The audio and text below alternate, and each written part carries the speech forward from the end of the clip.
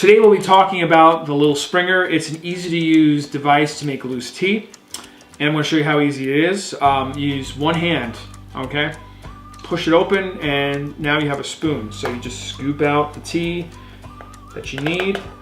Now this can make up to 20 ounces of tea, so whether or not you use a cup like what I'm using now or a larger pot, this can make up to 20 ounces. And you pour your hot water over it. Look at that, easy. And now you just let it steep for however long you want your tea to steep for. When you're done, you just pull the tea out.